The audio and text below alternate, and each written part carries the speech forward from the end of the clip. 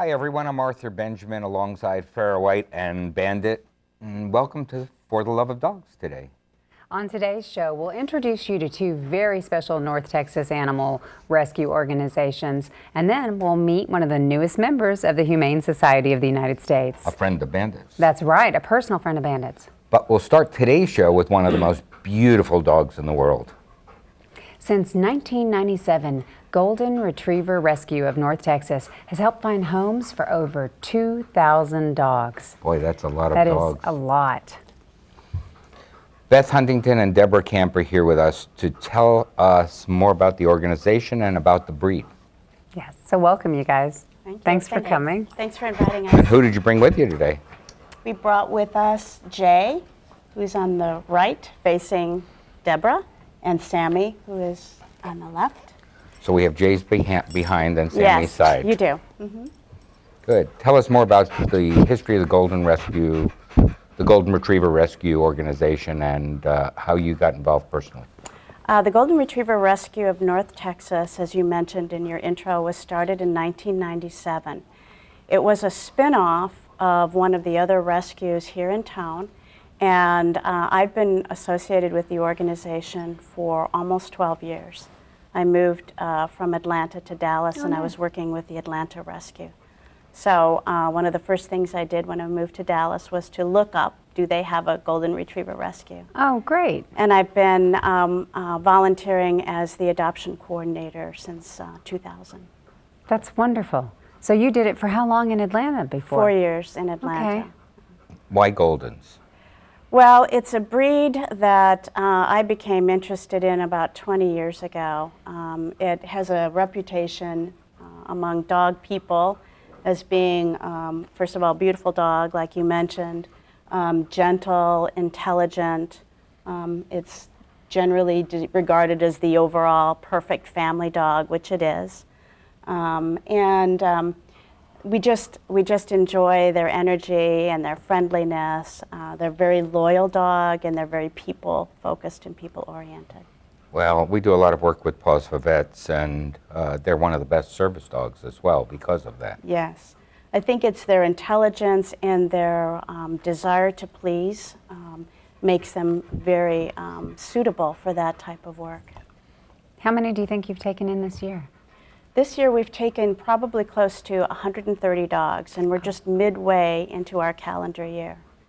So on any given year, we will generally take in between 150, 180, close to 200 dogs, as we're kind of on the mark to maybe even hit the 200 mark this year. Wow. And you're all volunteer? We're all volunteer organization. We have no paid workers, and Deborah helps us organize and mentor our fosters. Oh, great. And also helps us with intake. Deborah, how many fosters do you have? 40. Oh, wow. 40 families. Off and on, yeah, in the system. It just varies. It helps for them to be able to have, they have family. They don't always have a dog, so we can rotate dogs. And Jay is my foster. So you can always use more. Yeah. Yes. In the Dallas and Fort Worth area, yes. How do you go about finding them? And is there a special criteria for Goldens?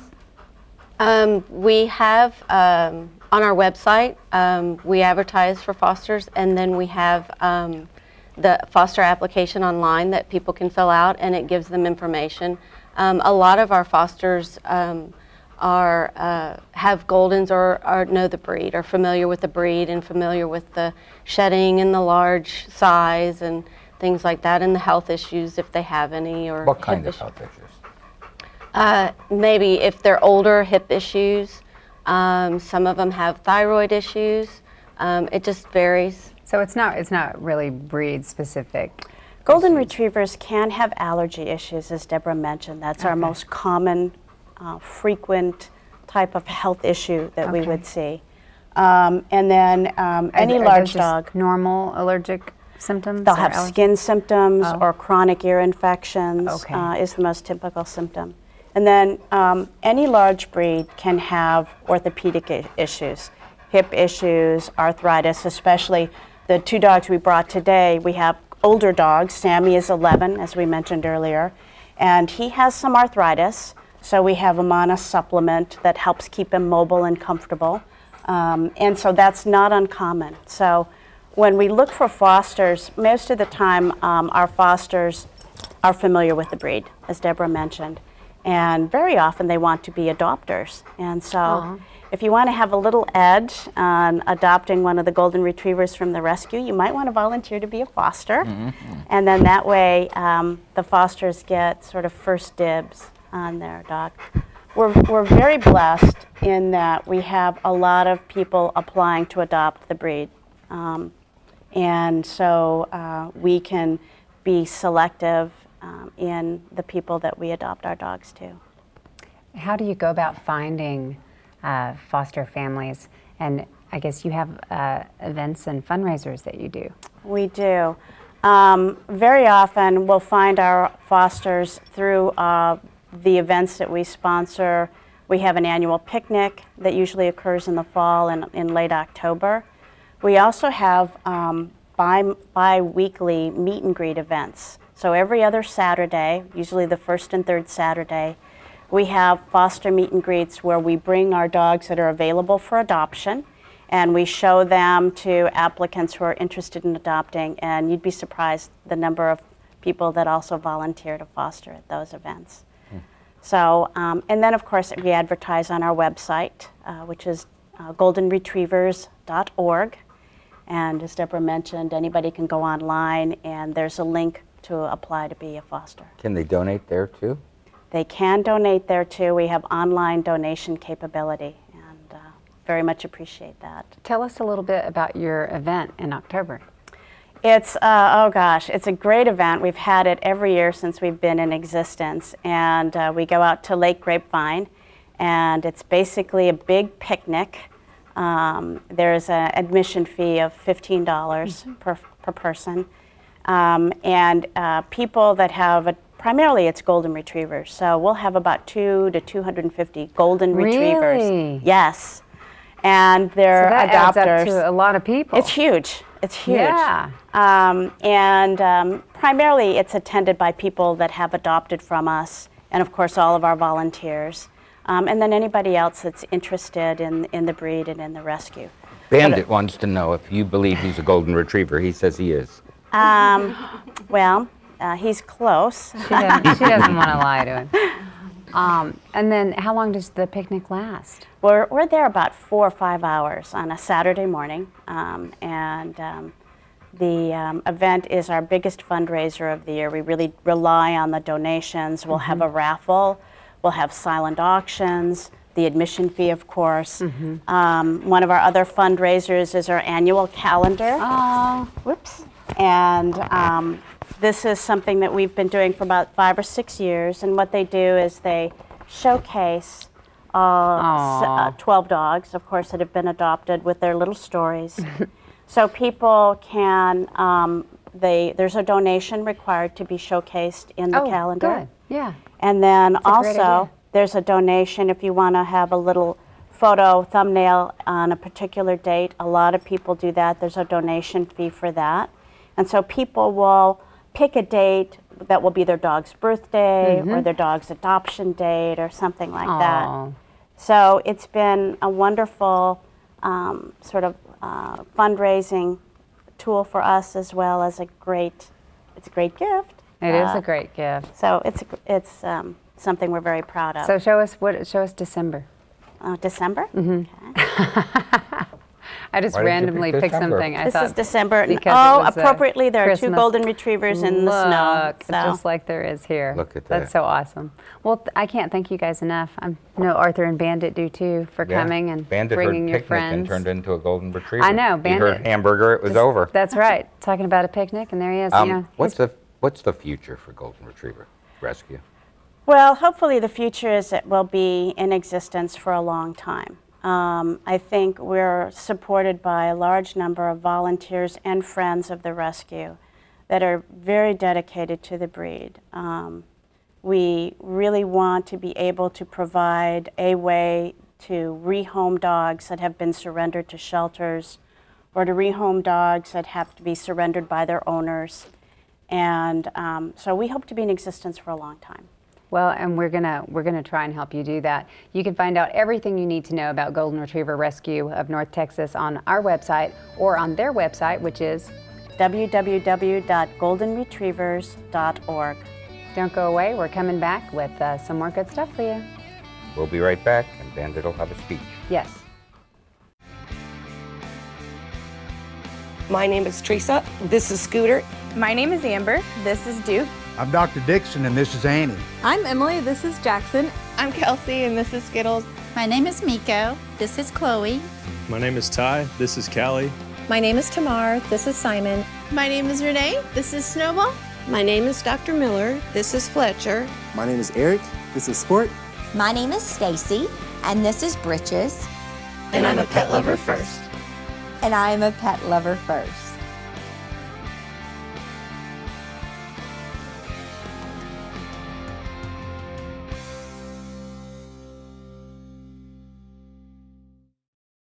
For a while, and you get to know a few things. Like, I know she's actually not a morning person. I know she does strange tricks for no treats. I know that water makes her howl like crazy. I even know how the floor stays so clean. She's quick. But the one thing I will never for the life of me know is how she gets so tiny and inside that box. Natalie, how do you get so tiny?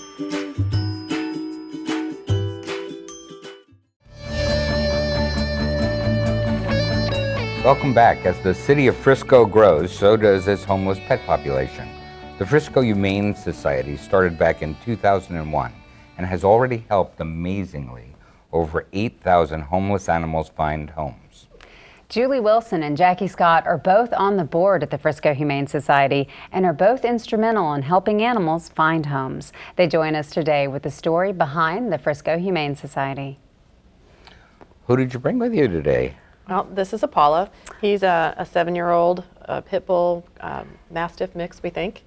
And he's just a wonderful, completely laid-back dog, and he's been with us for quite a while. And he's still up for adoption. Well, I always say he really is more mastiff than anything else. He's the nicest dog with other dogs. Yes.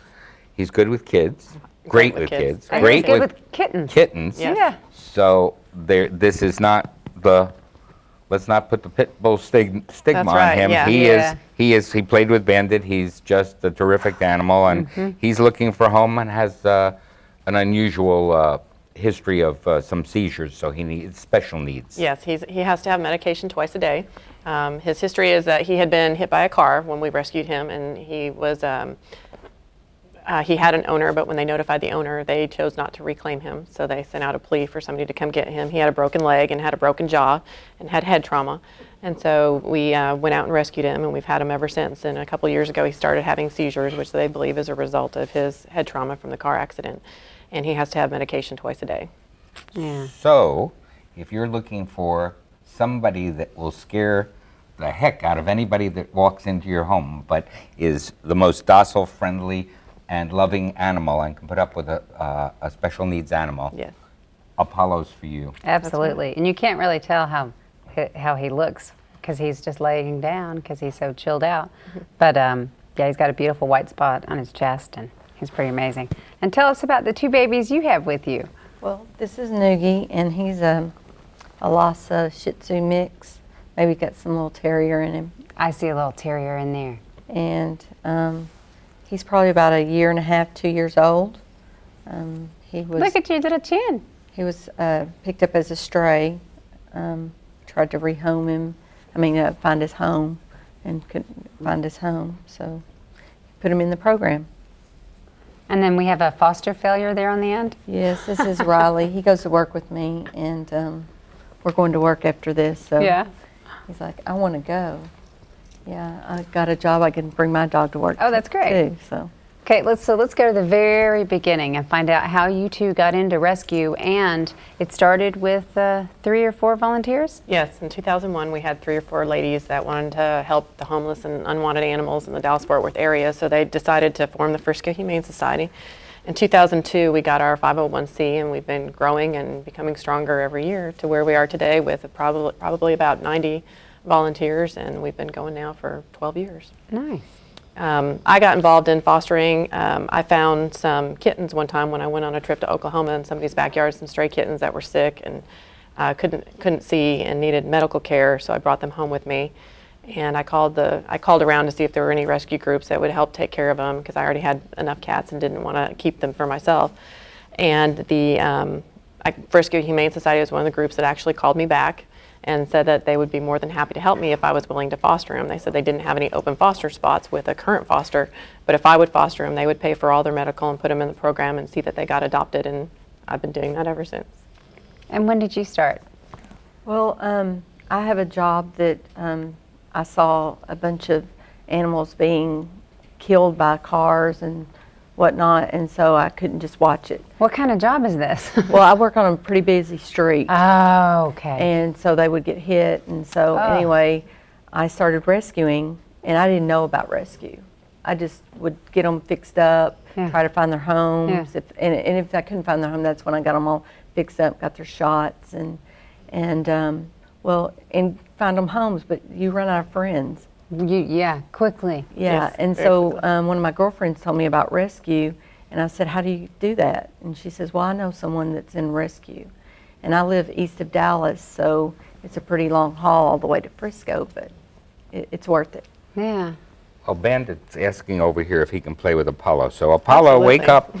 Wake up. Come on. Everybody's going to think Apollo. So wake up, play with Bandit. So you've adopted over 8,000 animals, is that right? Yes, we do dogs and cats, and so usually on an average every year we adopt out about 500 cats and kittens and anywhere between 100 to 150 dogs every year. And It's amazing. It is. It is. It's a lot of work, and it's, we're able to do this with all the wonderful volunteers that we have, and people who, not only do we have fosters, but we have people who, clean the cat cages for us at our Adopt-A-Pet centers and help do marketing and Facebook for us and our websites and things like that. So do you think that that sounds like a high number, right? Since you've started, do you believe that there is that much of a homeless pet population in Frisco? Yes, Frisco and then all of the surrounding areas too. It's amazing. I mean, it seems like, we know we make a difference. Absolutely, we make a difference, but there's still hundreds of animals every day that we just can't take in. People who call us and people on the rescue network, all the animal shelters that are posting out all these animals that need to be saved. And, we're making a difference, but it's just, it's not ending. There's got to be more done to educate the public on spaying and neutering. Yeah, spaying Any and neutering. particular reason why so many in Frisco, or you think it's just like anywhere else? I think it's just like anywhere else. It's just the economy. We've seen a big influx in the number of animals needing homes in the last 3 or 4 years due to the economy, with gas prices, people saying they can't afford to take care of them, can't afford to buy the food, they've lost their jobs. So the economy is certainly not helping. So I think it's just kind of across all of the cities in the Dallas-Fort Worth area. And do you have a shelter, or do you just rely exclusively on foster families? And you said you do dogs and cats. Yes.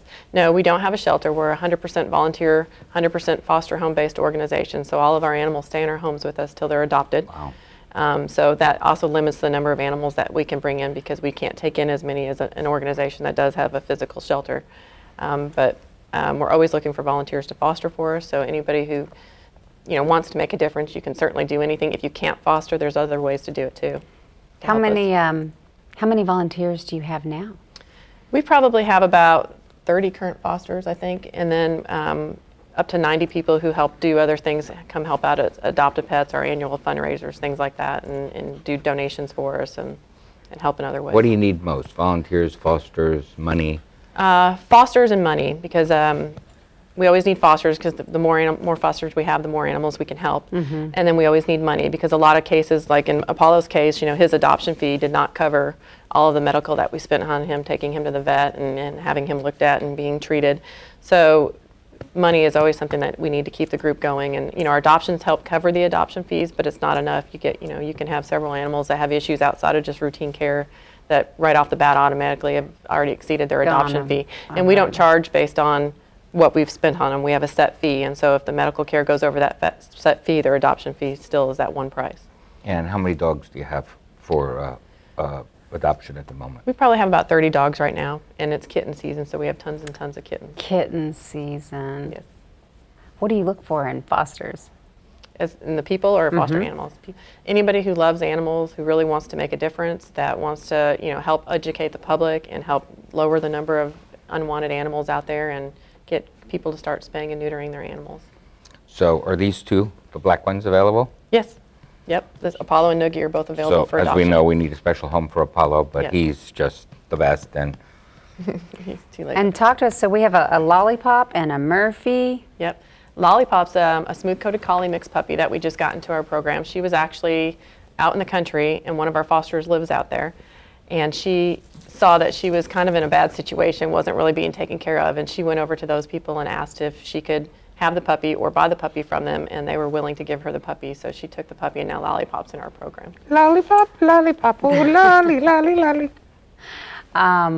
So they also have a actually huge event coming up called Barktoberfest, and you can find out more about Barktoberfest at the Humane Society website online at FriscoHumaneSociety.com. And that's .com, because Yes. people usually go to .org. So it's Yeah, no, FriscoHumaneSociety.com. Or by calling 972-498-8980. Up next, we're going to meet a friend, the Bandit, the newest member of the Humane Society of the United States. So stay tuned to meet her. Stay tuned. Hi, I'm Cheryl Crow, and I'm a musician and a mother, and this is Buttercup. She's also a mother, but not by choice. She's a survivor of a puppy mill.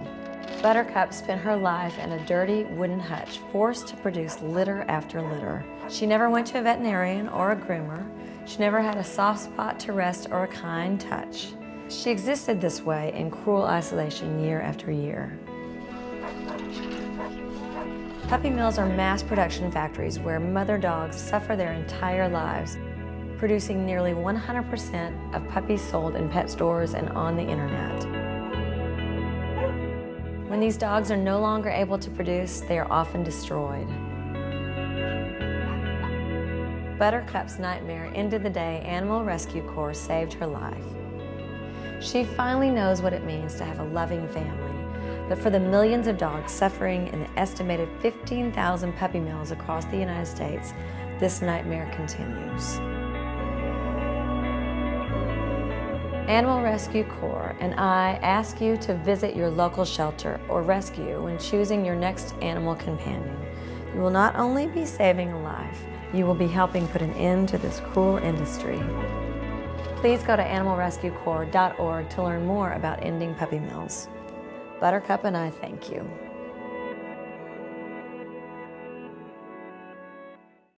So, I got this new family, and I don't know what it is about this one, but she can't seem to put down that toy all day long. Tap, tap, tap, tap.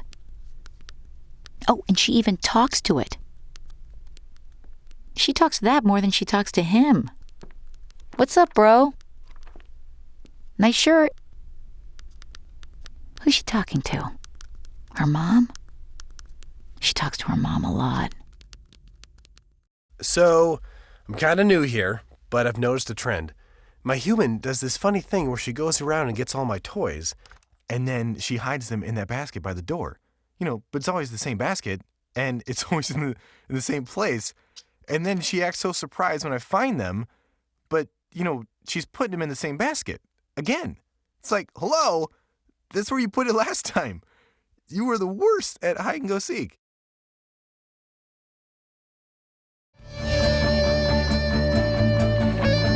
Welcome back. Every day, people who love animals make the decision to get involved. They find ways to be trained and to really make a difference for animals. Sunday's Hunt, a friend of Bandit, is one of those people. She's being trained as the new state director for the Humane Society of the United States in Utah. Welcome, Sundays. Thanks for having me. And you're Arthur's and my friend, too. She's Yes. not just Bandit's friend. So, my claim to claim. Right? How long did you want to do something like this, or how long have you been working with animals? I've always had a natural love for animals, and especially dogs, and this has been something that always wanted to be put in a position where I could make a huge difference, and I think that this is it. And you have a couple of animals of your own at home, Yeah, right? here you have more than a couple. Just 3 big boxer babies. A little bigger than Bandit. Yeah, but they love you just as much as Bandit. It's nice that you're finally getting a chance to make a real difference in a state, and you don't have any real training to do that other than your love of dogs. So people who are watching the show can get involved just like you. Absolutely. I'm really, really excited to be put in a position where I can get some strict laws passed that will protect animals and provide them the protection that they need and deserve. And that's going to be for the entire state of Utah? Yes.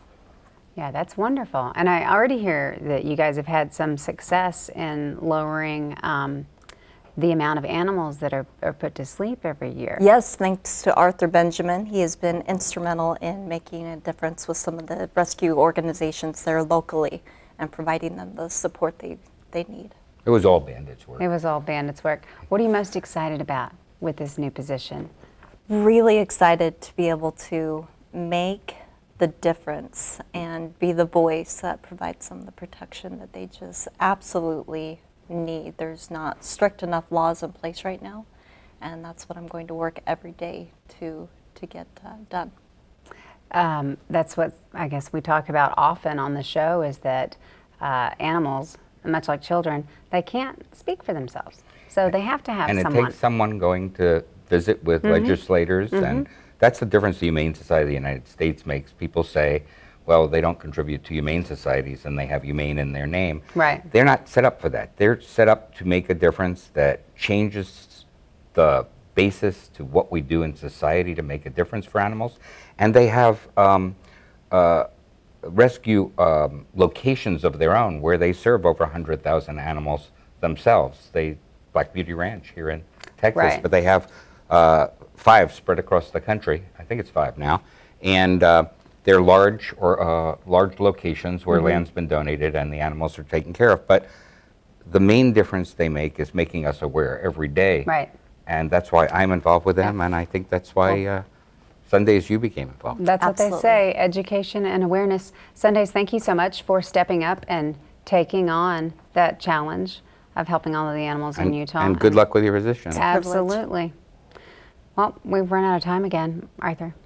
Well, thanks to our special guests and for Sundays for coming on her way to D.C. to be trained. And remember to keep up with For the Love of Dogs online at AmericanDogRescue.org or follow us on Facebook, Twitter, or YouTube. For all of us here at For the Love of Dogs, thanks for watching. And Bandit says we'll see you next time. Bandit, say see you next time. Hola.